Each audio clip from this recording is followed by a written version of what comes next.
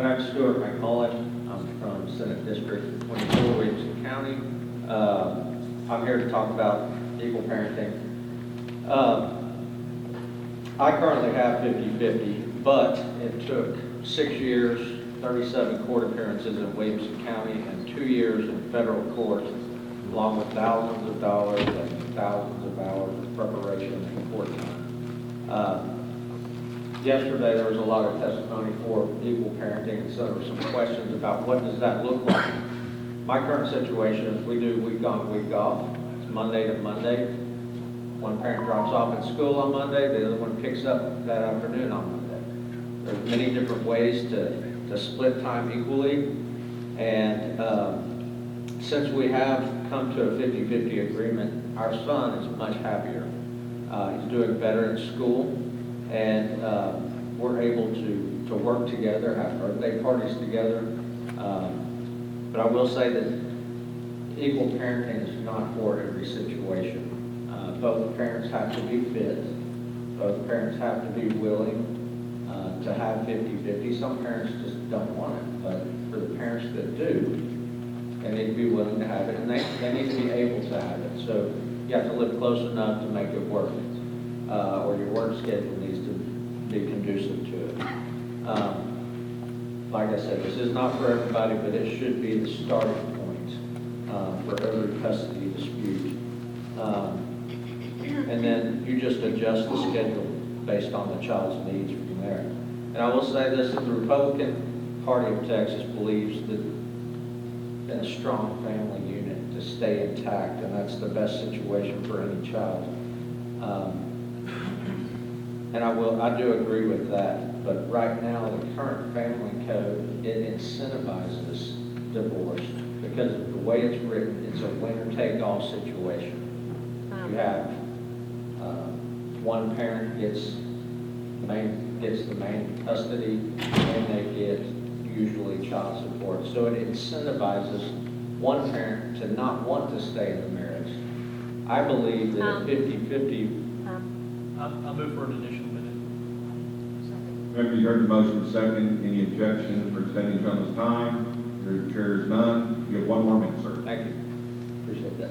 I believe that if 50-50 was the starting point, and in the family code, that would disincentivize.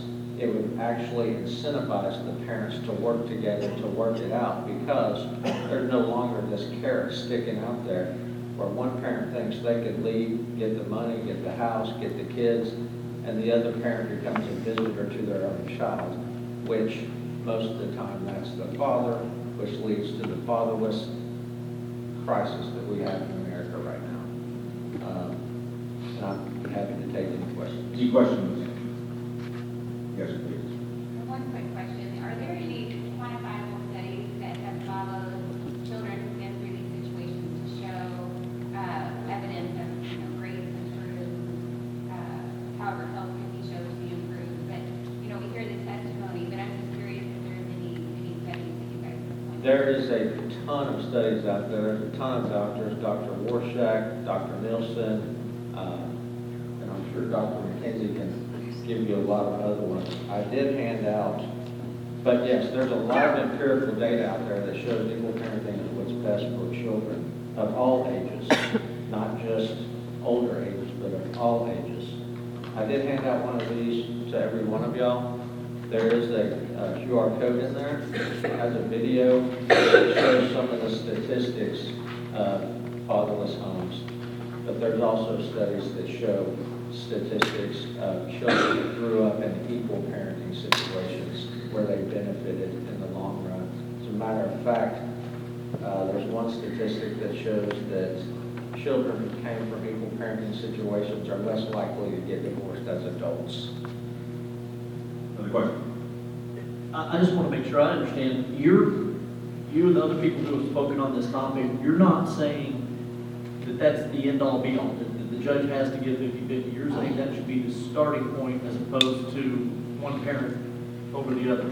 Right, accurate. That's correct. The family code currently states that up until the last session, it stated that the standard possession order was in the best interest of the child, which yields about an 80-20 split, which we know that's not due to the research. We've had a 40-year research experiment on our children because of the family code. Senator Pat Hughes filed a bill last session which made the expanded standard the new best interest of the child, which is about a 60-40 split. It's almost, but it's not there. Thank you. In fact, one more question. So, Let's go here and then in last session, the bill that you filed, did it pass? Yes, it passed. It became effective September 1 last year, 2020. Thank you.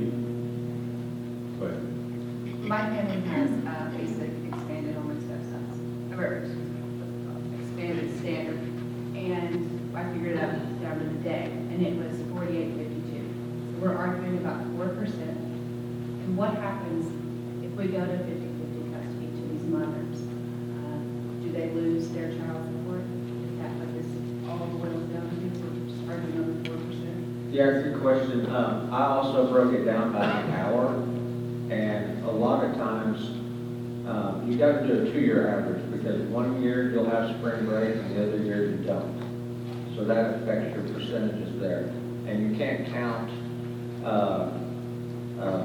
Friday at 6 o'clock to Sunday at 6 o'clock. That's 3 days. That's only 2 days. That's 48 hours. The Texas Family Law Foundation likes to count that as 3 days, which is probably where that discrepancy comes in. But it's on a 2-year average, it's about a 60-40 split. It's nowhere near 52-48. I'll be happy to show you the numbers. I ran mine off of the Leander ISD school calendar. And I've got it from the past about 8 years.